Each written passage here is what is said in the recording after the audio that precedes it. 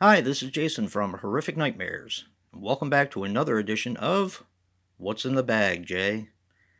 Now, this is the segment where I pick 6 movies from my collection that I haven't seen, write their names on a piece of paper, throw them in the bag, draw one out at random, and do a short review. Now, returning from last week is The Covenant, Creatures from the Abyss, Seeds of Destruction, Sector 7, Treehouse, and making its debut this week is a movie that I just picked up, and I don't remember seeing it. I hope I haven't seen it, but I don't remember seeing it. But it's Extraterrestrial from Scream Factory. So, you know what comes next? Give the bag a good tussle.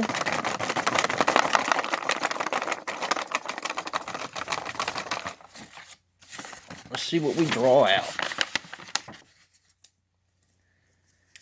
All right, we have Creatures from the Abyss.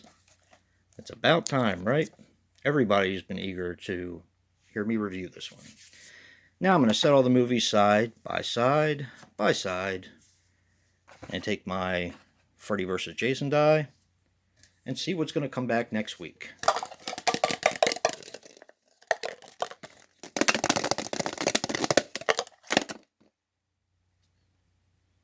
One. Again. Let's give the bag another good tussle.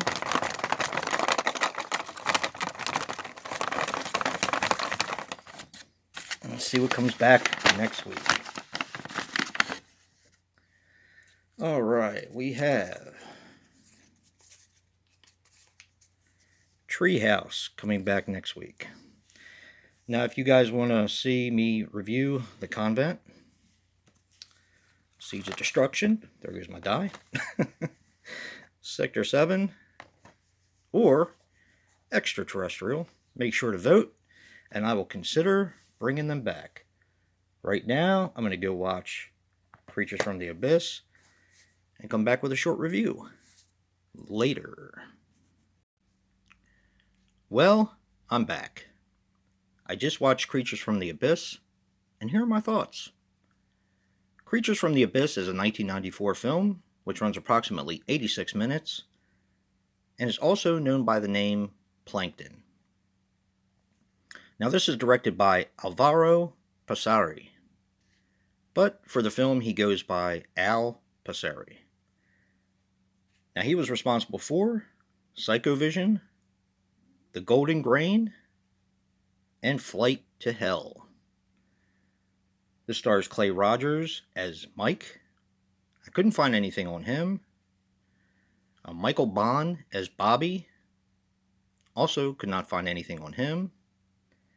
And Sharon Marino, who goes by Sharon Twomey as Margaret. She was in the movie The Smile of the Fox, and she had a bit part in A Fish Called Wanda. Now, this is an Italian movie with a budget of $250,000, and it took 40 takes to get the infamous condom scene just right. This movie is absolutely one of the cheesiest things I've ever seen. I actually wish that I would have watched this before I did my cheesy tag, because this is it's very cheesy. It's very silly. And it's kind of very stupid, but I really liked it. Now, here's the thing. Here's the synopsis. 5 supposed teenagers, which they all look like they're in their early to mid-30s, go out on a kind of like a raft with an outboard motor. As they're leaving, they play a joke on the guy with the gas, which is probably not a good thing to do. He drops the gas and runs into the water because they're leaving him behind. Well, they run out of gas, and they're stuck at nighttime in the middle of the ocean. Now, as they're trying to figure out what to do and trying to paddle home, they happen upon a yacht, which to me it didn't really look like a yacht, but it's supposedly called a yacht. It looked like a kind of like a destroyer from somebody's navy, but it's a Oceanographic Institute ship, which basically it's supposed to be a lab where they experiment on fish and sea life and stuff like that. They go up on the ship and there's no one there. As they take a look around the ship, they find a lab with a whole bunch of experiments on sea life and kind of crossbreeding different forms of sea life. Well, they make themselves very much at home on this ship, and it's almost like a luxury cruise sort of thing. The rooms are all beautiful, and there's this thing.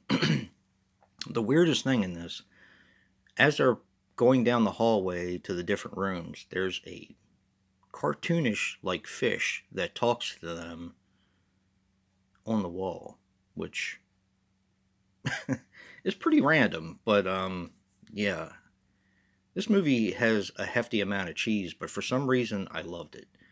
The effects were bordering on terrible. The dialogue is completely rubbish. But for some reason, I just love the film. I don't know what it was. I had a really good time with this one. Um, yeah, it's almost like I probably could have used this in Slashback as a animal slasher because the animals basically taking them out one by one and infecting them. There is a bit of a twist at the ending. I did see it coming. It didn't really do much to wow me, but it did serve the film pretty good. But yeah, this is a definite recommendation if you dig those kind of movies.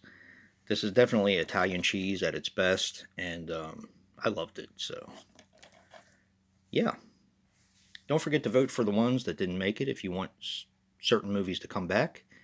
And if you like what you see in here, hit that like button and subscribe. And until next time, peace.